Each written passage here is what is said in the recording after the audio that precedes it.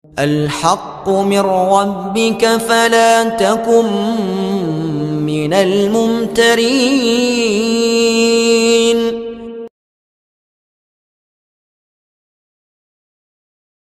Dukun dakwah Al-Haqqu TV, pembangunan asrama, panti asuhan dan pondok pesantren Al-Haqqu, serta pembangunan Masjid Islami Center Al-Haqqu.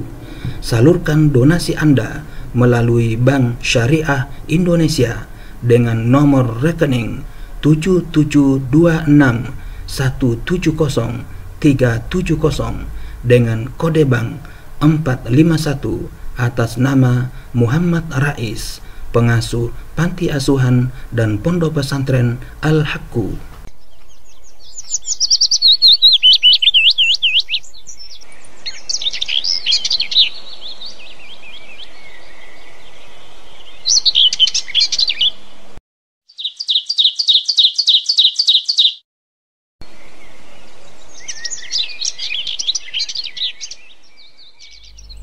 Bismillahirrahmanirrahim. Assalamualaikum warahmatullahi wabarakatuh. Alhamdulillahi rabbil alamin. Wassalatu wassalamu ala nabiyyina Muhammadin wa ala alihi wa ashabihi ajma'in, amma ba'd. Para sobat Al-Haqqu TV yang dimuliakan Allah Subhanahu wa taala, alhamdulillah kita bersua kembali dalam rangka melanjutkan kajian tentang Sirah Nabawiyah karya Syekh Sofiyur Rahman Al-Mubarakfuri. Kali ini kita telah sampai ke bagian yang ke-40 tentang umroh qada. Al-Hakim menuturkan, dengan tibanya bulan Dzulqa'dah tersiar kabar bahwa Rasulullah SAW dan para sahabat hendak melakukan umroh qada. Siapapun yang dulu ikut dalam peristiwa Hudaybiyah disuruh berangkat. Karena itu mereka pun berangkat kecuali yang mati syahid. Di samping mereka ada pula orang-orang yang memang ingin melakukan umroh. Jumlah mereka 2000 orang selain wanita dan anak-anak. Madinah diwakilkan kepada Uwais bin Abu Raham Al-Ghifari. Ada 60 ekor onta untuk korban yang dibawa serta. Najiyah bin Jundab ditunjuk sebagai penanggung jawab untuk mengurusi hewan korban ini. Beliau mengenakan pakaian ihram untuk umroh semenjak dari Dzulhulaifah dan bertalbiyah, yang juga diikuti orang-orang muslim. Di samping itu beliau juga mempersiapkan senjata dan pasukan karena mengkhawatirkan pihak Quraisy akan berkhianat. Setibanya di Ujaj, seluruh senjata diturunkan seperti perisai, anak panah, pedang, dan tombak. Yang bertanggung jawab terhadap persenjataan ini adalah Aus bin Khawli al-Ansari bersama 100 orang. Beliau masuk Makkah sambil membawa senjata seperti layaknya seorang pengembara, berupa pedang yang disarungkan. Ketika masuk Makkah, beliau naik di atas punggung ontanya yang bernama Al-Qaswah, sedangkan orang-orang muslim menyandang pedang di pinggang, berkerumun di sekitar beliau sambil mengucapkan talbiyah. Orang-orang musyrik mengungsi sementara waktu ke bukit Qoiqan yang terletak di sebelah utara Makkah untuk melihat apa yang dilakukan orang-orang muslim karena saling kasakusuk. Ada para utusan yang sedang digerogoti penyakit Yasrib datang kepada kalian. Nabi SAW memerintahkan para sahabat untuk berjalan cepat dalam 3 kali putaran dan berjalan biasa antara 2 rukun. Beliau memerintahkan hal ini untuk menunjukkan kekuatan kepada orang-orang musyrik. Beliau juga memerintahkan kepada mereka agar menyelempangkan kain di pundak kiri dan membuka pundak kanan, dan ujung kain itu terselempangkan di pundak kiri. Beliau masuk Makkah dari arah Sania dengan jalan memutar, sementara orang-orang musyrik berbaris melihat beliau dan orang-orang muslim. Beliau terus-menerus mengucapkan talbiyah hingga tiba di rukun. Kemudian beliau tawaf yang diikuti orang-orang muslim. sementara Abdullah bin Rawaha berada di depan beliau sambil melantungkan syair dan menyandang pedang. Biarkan orang-orang kafir di atas jalannya, biarkan setiap kebaikan di tempatnya, yang pengasih telah menurunkan wahyu kepada Rasulnya yang dibaca setiap waktu. Ya Rob, aku tetap orang mukmin sejati yang mengetahui hak Allah sejak dini. Kematian terbaik adalah jalannya. Hari ini kami pukul kalian dengan wahyunya, pukulan yang bisa memenggal kepala, meninggalkan kekasih yang tercinta.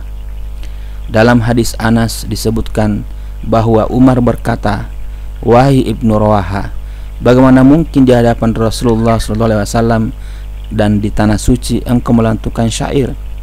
Biarkan saja dia wahai Umar," sabda beliau, "karena dia lebih cekatan merangkum syair daripada mencabut anak panah." Beliau dan orang-orang muslim berjalan cepat dalam 3 kali putaran tawaf. Ketika orang-orang musyrik melihat jalan beliau seperti itu, mereka berkata kepada yang lain, "Itukah orang-orang yang kalian katakan sedang digerogoti penyakit? Mereka lebih perkasa dari ini dan itu." Seusai tawaf, beliau melakukan sa'i antara Safa dan Marwah, sementara hewan kurban ada di Marwah.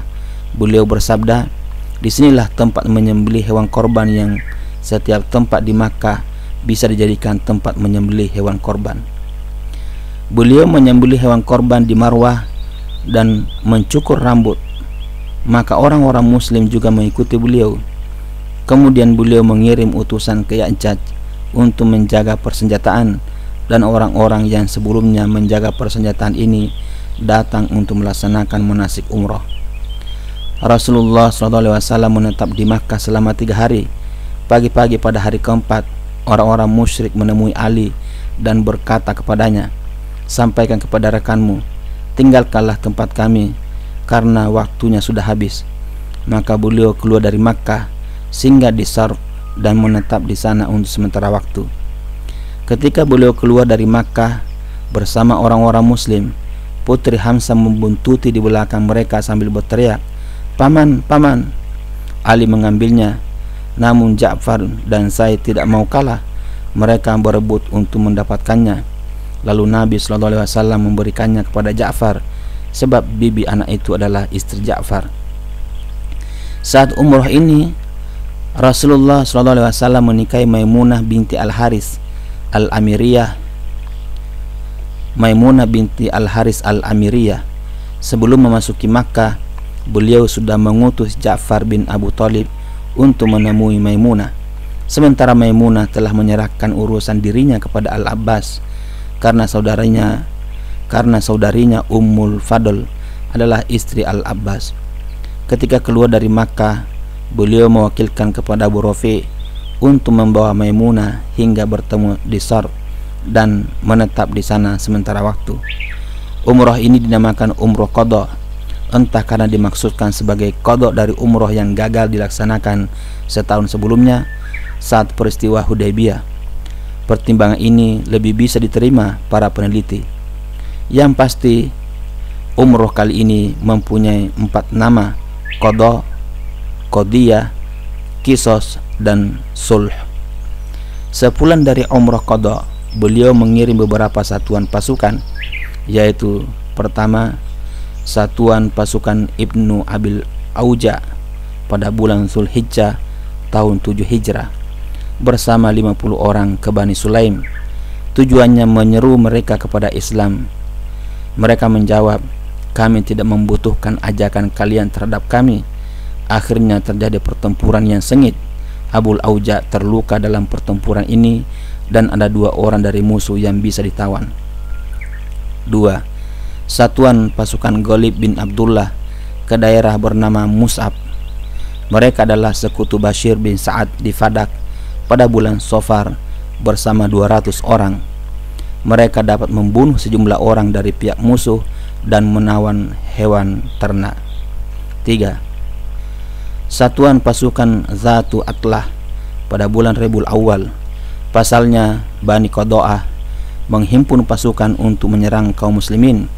Maka beliau mengirim Ka'ab bin Umari Al-Ansari bersama 50 orang.